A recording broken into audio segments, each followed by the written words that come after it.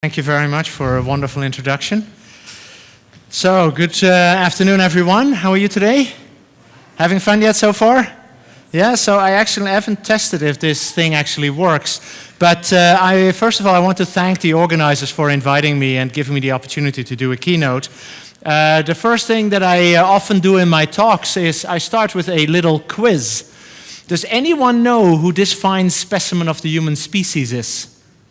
If it makes you feel any better, you use one of the products that he invented on a daily basis. Anyone?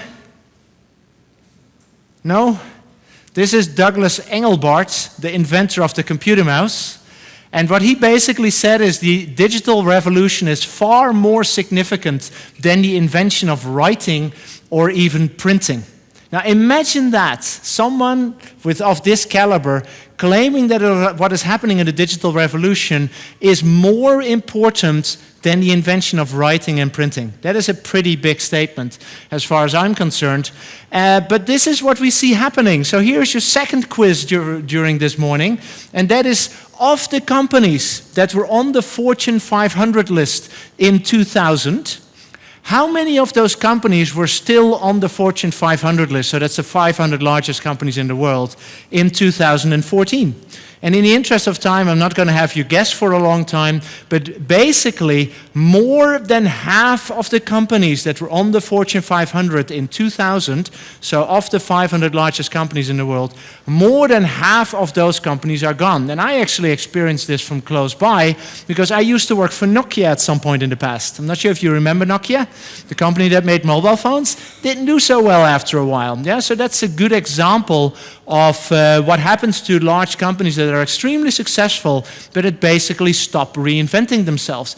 And what I saw is that this is not just an exception. Nokia is not the company that is the exception to the rule. Now this happens to many companies. Look, more than half of the companies on the Fortune 500 are not there anymore 10 years later.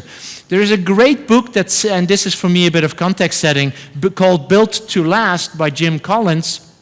If you have any MBA ambitions, this is the book to read, which shows that over time the tenure of companies on the Fortune 500 list has gone down from 50 years to 30 years to 15 years, and the most recent research that I read was 10 years. And that time period is actually decreasing. And why is this happening? This is happening because companies fail to innovate and build new core capabilities. And if we look at what is the greatest disruptor, what is the thing that most companies are really, really struggling with to get right, it is this whole notion